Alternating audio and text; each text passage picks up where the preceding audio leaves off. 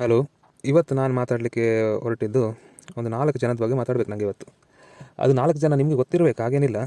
ಆದರೂ ಆ 4 ಜನರ ಬಗ್ಗೆ ಇವತ್ತು ಮಾತಾಡಲೇಬೇಕಾಗಿದೆ. ಆ್ಯಂಡ್ ನಿಮಗೆ ಸಹ ಇದು ಇಂಪಾರ್ಟೆಂಟ್, ಅದಕ್ಕೋಸ್ಕರ ನಾನು ಮಾತಾಡ್ತಿರೋದು. ಯಾರಂತ ಗೊತ್ತಾಯ್ತಾ 4 ಜನ? ಇನ್ನೂ ಗೊತ್ತಾಗಲಿಲ್ಲಲ್ಲ. ಅವರೇ 4 ಜನ ಇರ್ತಾರಲ್ಲ, ಎಲ್ಲ ಕಡೆ ಇರ್ತಾರೆ 4 ಜನ. ನಿಮಗೂ ಗೊತ್ತಿದೆ, ಎಲ್ಲರಿಗೂ ಗೊತ್ತಿದೆ. ಅವರಿಂದ ಎಲ್ಲರಿಗೂ ಸಮಸ್ಯೆ. ಅವ್ರಿಗೆ ನೀವು ಏನು ಮಾಡಿದರೂ ಕಷ್ಟ, ಏನು ಮಾಡದೇ ಇದ್ದರೂ ಕಷ್ಟ. ಅವರು ಸಾಧಾರಣದ ಸಮಸ್ಯೆ ಅಲ್ಲ ಎಲ್ರಿಗೆ. ನೀವು ಊಟ ಮಾಡಿದರೂ ಕಷ್ಟ, ಊಟ ಮಾಡದಿದ್ರೂ ಕಷ್ಟ. ಗೊತ್ತಾಯ್ತು ಈಗ ಯಾರಂತ ಹೇಳಿ? ಹಾಂ, ಕರೆಕ್ಟ್, ಅವರೇ 4 ಜನ. ಆ 4 ಜನಗೆ ಉಂಟಲ್ಲ, ನೀವು ಊಟ ಮಾಡಿದರೂ ಕಷ್ಟ, ಮಾಡದೇ ಇದ್ದರೂ ಕಷ್ಟ, ನೀವು ಮಾತಾಡಿದರೆ ಕಷ್ಟ, ಮಾತಾಡದೇ ಇದ್ದರೂ ಕಷ್ಟ. ಅದು ಬಿಡಿ, ನೀವು ದೀಪಾವಳಿ ಮುಗಿದ ಮೇಲೆ ಗಟ್ಟಿ ಪಟಾಕಿ ಹೊಡೆದ್ರೂ ಕಷ್ಟ. ಅವ್ರು ಬಂದು ಕೇಳ್ತಾರೆ, ಇಂಥ ನಿಂದಿನ್ನು ದೀಪಾವಳಿ ಮುಗಿಲಿಲ್ವಾನ ಅಂಥ ಜನ ಅವರು.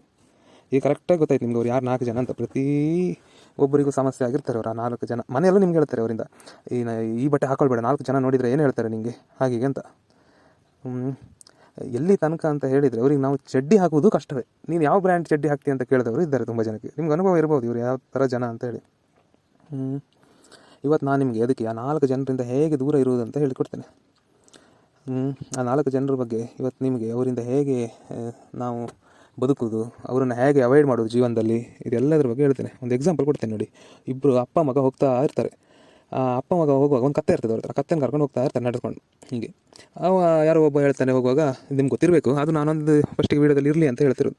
ಯಾರೋ ಒಬ್ಬ ಹೇಳ್ತಾರೆ, ಇವ್ರು ನೋಡಿ ಅಪ್ಪ ಮಗ ಎಂತ, ಇವರು ನೋಡು ಕತ್ತೆ ಇದ್ರು ನಡ್ಕೊಂಡು ಹೋಗ್ತಾ ಇದ್ದಾರೆ, ಆ ಮಗನ ನಡ್ಸ್ಕೊಂಡು ಕರ್ಕೊಂಡು ಹೋಗ್ತಾ ಇದ್ದಾನೆ ಅಂತ ಹೇಳ್ತಾರೆ.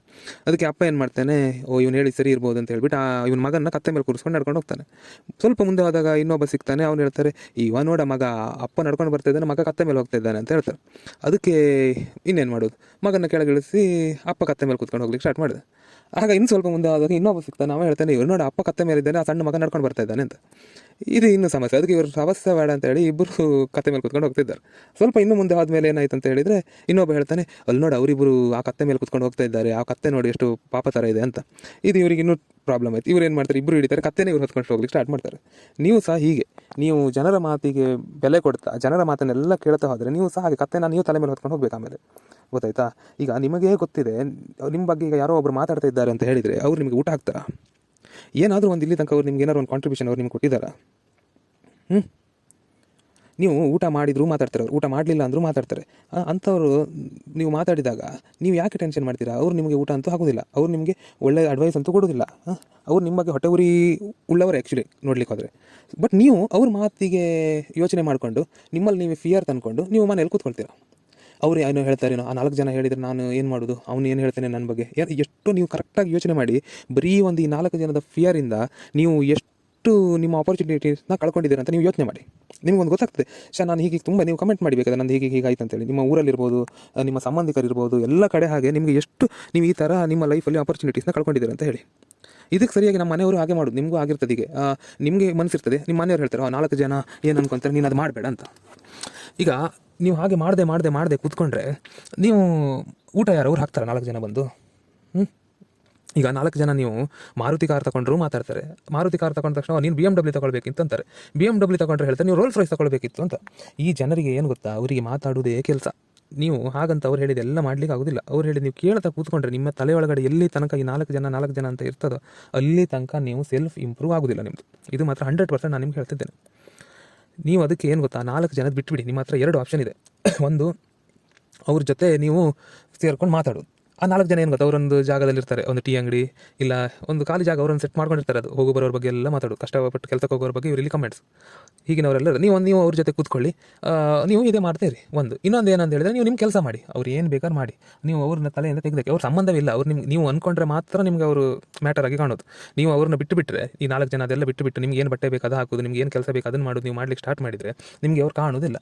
ನಾಳೆ ನೀವು ಇವತ್ತು ನಡ್ಕೊಂಡು ಹೋಗ್ತಿದ್ದವ್ರು ನಾಳೆ ಬೈಕಲ್ಲಿ ಹೋಗ್ತಿದ್ದವ್ರು ನೀವು ಸಕ್ಸಸ್ ಆಗಿ ಕಾರಲ್ಲಿ ಹೋಗ್ಬೋದು, ಇನ್ನೂ ಏನೋ ಆಗ್ಬೋದು. ಮನುಷ್ಯನ ಜೀವನ ಯಾರೂ ಥಿಂಕ್ ಮಾಡ್ಲಿಕ್ಕೆ ಸಾಧ್ಯ ಇಲ್ಲ. ಪ್ರತಿಯೊಬ್ಬನ ಜೀವನವೂ ಡಿಫ್ರೆಂಟ್, ಯಾರು ಏನು ಬೇಕಾದರೂ ಆಗ್ಬೋದು. ಆದರೆ ಈ ಆಗಲಿಕ್ಕೆ ಇರುವಂಥ ಕೆಲವೊಂದು ಪ್ರಾಬ್ಲಮಲ್ಲಿ ಮೇಯ್ನ್ ಪ್ರಾಬ್ಲಮ್ ಈ 4 ಜನ. ದಯವಿಟ್ಟು ನಾನು ಹೇಳ್ತೇನೆ ನೋಡಿ, ಈ ವಿಷಯ ನಿಮ್ಮ ತಲೆಯಲ್ಲಿ ಎಲ್ಲಾದರೂ ಇದ್ದರೆ ಅದನ್ನು ಬಿಟ್ಟುಬಿಡಿ. ಈ ಒಂದು ಫಿಯರ್ ಉಂಟಲ್ಲ, 4 ಜನ, ಸಮಾಜ, ಅದೆಲ್ಲ ಬಿಟ್ಟುಬಿಡಿ. ಆ್ಯಂಡ್ ಇನ್ನೊಂದು ಏನಂತ ಹೇಳಿದರೆ, ಅವರು ಬರೀ ನಿಮ್ಮ ಬಗ್ಗೆ ಮಾತಾಡ್ತಾರೆ, ನೀವು ಏನು ಮಾಡಿದರೂ ಮಾತಾಡ್ತಾರೆ. ನೀವು ನಾಳೆಯಿಂದ ದಿನಕ್ಕೆ 10 ಜನಿಗೆ ಸಹಾಯ ಮಾಡಲಿಕ್ಕೆ ಶುರು ಮಾಡಿ. ಅದಕ್ಕೆ ಸಹ ಅವ್ರು ಹೇಳ್ತಾರೆ ಇವ ಸಹಾಯ ಮಾಡ್ತಾ ಇರೋದು ಇವ ಪಬ್ಲಿಸಿಟಿಗೋಸ್ಕರ ಅಂತ. ಗೊತ್ತಾಯ್ತಾ. ಸೊ ನೀವು ಇದು ಬಿಡಿ, ನೀವು ಒಂದು ಯಾರೋ ಒಬ್ರು ಬಿಡಿ, ಸೆಲೆಬ್ರಿಟಿಗಳ ಜೊತೆ ಸಹ ಇವರು ಇದೇ ಥರ ಪ್ರತಿಯೊಬ್ಬ ಸೆಲೆಬ್ರಿಟಿಗೂ ಗಾಸಿಪ್ಸ್ ಇರ್ತದೆ.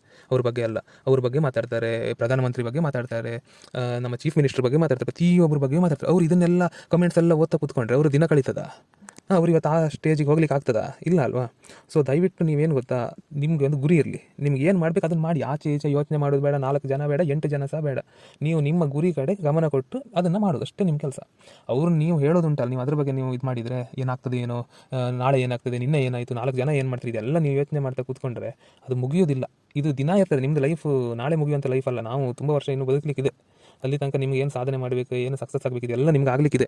ಸೊ ದಯವಿಟ್ಟು ನೀವು ಅಷ್ಟೆಲ್ಲ ಜೀವನ ಇರುವಾಗ ನೀವು ಇದನ್ನು ಡಿಲೀಟ್ ಮಾಡಿಬಿಡಿ, ಕಂಪ್ಲೀಟ್ ಡಿಲೀಟ್. ಇದರ ಬಗ್ಗೆ ನೀವೊಂದು ಇವತ್ತು ಡಿಸೈಡ್ ಮಾಡಿಬಿಡಿ, ನನ್ನ ಈ ವಿಡಿಯೋದಿಂದ ನಿಮಗೆ ಏನು ಯೂಸ್ ಆಗ್ತದೆ ಏನೋ ನನಗೆ ಗೊತ್ತಿಲ್ಲ, ಆದರೆ ನೀವು ಇವತ್ತು ಒಂದು ವಿಷಯ ತಲೆಗೆ ಹಾಕೊಳ್ಳಿ. ಈ ವಿಡಿಯೋ ಯಾರೆಲ್ಲ ನೋಡ್ತಿದ್ದೀರ ಅವ್ರಿಗೆ ಹೇಳ್ತಿರೋದು ನಾನು, ಒಂದು ವಿಷಯ ತಲೆಗೆ ಹಾಕೊಳ್ಳಿ.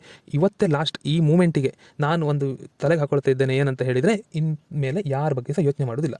ಆ ತಲೆಯಲ್ಲಿದ್ದ 4 ಜನನ ತೆಗೆದು ಬಿಡ್ತೇನೆ. ಸರಿ ತಪ್ಪು ನಿಮಗೆ ಗೊತ್ತುಂಟಲ್ಲ, ಈಗ ಏನು ಮಾಡಿದರೆ ಸರಿ, ಏನು ಮಾಡಿದರೆ ತಪ್ಪು ಅಂತ ನಿಮಗೆ ಗೊತ್ತಿದ್ರೆ ಆಯ್ತು. ಅದ್ರ ಥರ ಒಳ್ಳೆ ರೀತಿಯಿಂದ ಬದುಕಿ. 4 ಜನ ಅಂತಲ್ಲ, ಯಾರ ಬಗ್ಗೆ ತಲೆ ಕೆಡ್ಸ್ಕೊಳ್ಬೇಡಿ. ನೀವು ಯಾರಿಗೆ ಕೆಟ್ಟದ್ದು ಮಾಡಬೇಡಿ ಅಷ್ಟೇ. ಜನ ಏನು ನಿಮ್ಮ ಬಗ್ಗೆ ಥಿಂಕ್ ಮಾಡ್ತಾರೆ ಅಂತ ನೀವು ಥಿಂಕ್ ಮಾಡಬೇಡಿ, ನೀವು ಬೇರೆಯವ್ರ ಬಗ್ಗೆ ಸಹ ನೀವು ಥಿಂಕ್ ಮಾಡಬೇಡಿ.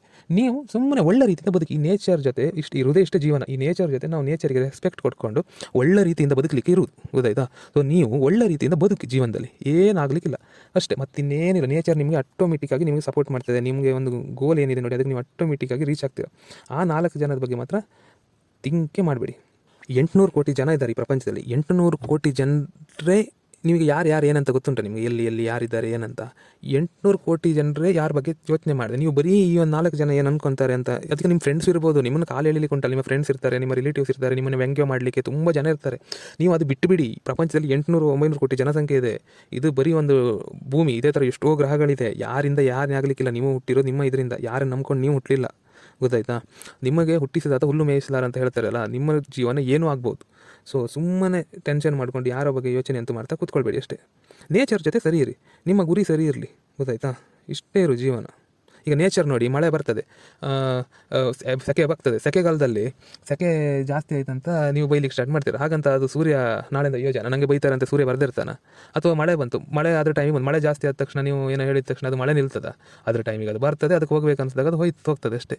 ಮಳೆ ಜಾಸ್ತಿ ಆದರೂ ಅದು ಟೆನ್ಷನ್ ಮಾಡೋದಿಲ್ಲ, ಬಿಸಿಲು ಜಾಸ್ತಿ ಆದರೂ ಅದು ಟೆನ್ಷನ್ ಮಾಡೋದಿಲ್ಲ. ಯಾರು ನೀವು ಬೈರಿ, ಏನು ಬೇಕಾದ್ರೂ ಮಾಡಿ, ಗೊತ್ತಾಯ್ತಾ. ನಾವು ಸಹ ನೇಚರ್ ಥರನೇ ಇರಬೇಕು. ಈಗ ಒಂದು ನದಿ ನೋಡಿ, 1000 ಬೆಟ್ಟ ಅಡ್ಡ ಬಂದರೂ ಅದು ನದಿ ಹರಿಯುತ್ತಾ ಇರ್ತದೆ.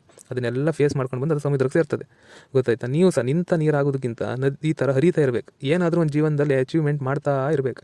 ಅದು ಏನು ಮಾಡ್ತಿರೋ ಗೊತ್ತಿಲ್ಲ, ಬೆಳಿಗ್ಗೆ ಎದ್ದೇಳಿ ಹೋರಾಟ ಮಾಡೋದು ಅಷ್ಟೇ ಜೀವನ, ಗೊತ್ತಾಯ್ತಾ. ಅದು ಬಿಟ್ಟು ಯಾವ ಟೆನ್ಷನ್ ಸಹ ಮಾಡ್ಲಿಕ್ಕೆ ಹೋಗಬೇಡಿ. ಈ 4 ಜನರ ಟೆನ್ಷನಿಂದ ನಿಮಗೆ ನಿಮಗೆ ಬದುಕಲಿಕ್ಕೆ ಆಗ್ತಾಯಿಲ್ಲ. ಎಷ್ಟೋ ಸಲ ನೀವು ಯೋಚನೆ ಮಾಡಿ, ಅದನ್ನೊಂದು ತೆಗೆದು ಬಿಡಿ. ನಿಮಗೆ ಫಂಕ್ಷನ್ ಅಟೆಂಡ್ ಮಾಡಲಿಕ್ಕೆ ನಿಮ್ಗೆ ಅದೇ ಭಯ, 4 ಜನ ಏನು ಅನ್ಕೊಳ್ತಾರೆ, ನಾನು ಯಾವ ಬಟ್ಟೆ ಹಾಕೊಂಡು ಹೋಗಲಿ. ನಿಮಗೆ ಯಾವ ಬಟ್ಟೆ ಬೇಕು ಅದನ್ನು ನೀವು ಹಾಕೊಂಡು ಹೋಗಿ, ಗೊತ್ತಾಯ್ತಾ. 4 ಜನ ಅವ್ರು ಯಾವ್ದು ಹಾಕೊಂಡು ಬಂದಿರ್ತಾರೆ, ಹಾಗಾದರೆ ಅವರೇನು ಇದಲ್ಲಲ್ಲ, ಅಂಬಾನಿ ಅಲ್ಲಲ್ಲ. ಅವರು ಸಹ ಇದೇ 4 ಜನರ ಬಗ್ಗೆ ಮಾತಾಡ್ಕೊಂಡು ಕಾಲ ಕಳೆಯೋರಲ್ಲ ಅವರು. ಸೊ ಅವರೇನು ದೊಡ್ಡ ಇದಲ್ಲ. ನೀವು ಅವರಿಗಿಂತ ಮೇಲಿದ್ದಾರೆ ಅಂತ ನಿಮ್ಮನ್ನು ನೀವು ಭಾವಿಸ್ಕೊಳ್ಳಿ. ಅವ್ರು ಮಾತಾಡ್ತಾರೆ, ನಿಮಗೆ ಫ್ರೀ ಅಡ್ವರ್ಟೈಸ್ಮೆಂಟ್. ಅವರು ಈಗ ಅಡ್ವರ್ಟೈಸ್ಮೆಂಟಿಗೆ ದುಡ್ಡು ಕೊಡಬೇಕು. ಇವ್ರಿಗೆ ನಿಮ್ಮ ಫ್ರೀಯಲ್ಲಿ ಸಿಕ್ಕಿರೋದು ಇದು, ಗೊತ್ತಾಯ್ತು. ಅದನ್ನು ಅವ್ರು ಮಾತಾಡ್ತಾ ಇರಲಿ.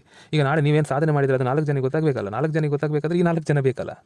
ಅದಕ್ಕೋಸ್ಕರ ಏನು ಟೆನ್ಷನ್ ಮಾಡಬೇಡಿ, ಬಿಂದಾಸ್ ಆಗಿರಿ. ಇಷ್ಟ ಆದರೆ ನಮಗೊಂದು ಸಬ್ಸ್ಕ್ರೈಬ್ ಮಾಡಿ, ಇಲ್ಲ ಅಂದರೆ ನಾನೇನು ಹೇಳೋದಿಲ್ಲ, ನಿಮ್ಮ ಇಷ್ಟ. ವೀಡಿಯೋ ಅಂತೂ ಹಾಕ್ತಾ ಇರ್ತೇನೆ. ಫ್ರೆಂಡ್ಸ್, ನಾಳೆ ನಾವು ಏನಾದರೂ ಆಯ್ತು ಅಂದ ತಕ್ಷಣ ನಮಗೆ ಯಾರೂ ಬರೋದಿಲ್ಲ, ಆಯಿತಾ. ಆ 4 ಜನನೂ ಬರೋದಿಲ್ಲ, ಯಾರು ರಿಲೇಟಿವ್ಸ್ ಬರೋದಿಲ್ಲ, ಫ್ರೆಂಡ್ಸ್ ಬರೋದಿಲ್ಲ, ಯಾರು ಬರೋದಿಲ್ಲ. ಅದಕ್ಕೆ ನೀವೇನು ಗೊತ್ತಾ, ಅದೆಲ್ಲ ಯೋಚನೆ ಮಾಡಬೇಡಿ. ನೀವು ಏನು ಸಾಧನೆ ಮಾಡಲಿಕ್ಕೆ ಹೊರಟಿದ್ದೀರಾ, ನೀವು ಏನು ಬದುಕಲಿಕ್ಕೆ ಹೊರಟಿದ್ದೀರಾ, ಆ ಬದುಕನ್ನು ನೀವು ಬದುಕಿ, ಗೊತ್ತಾಯ್ತಾ.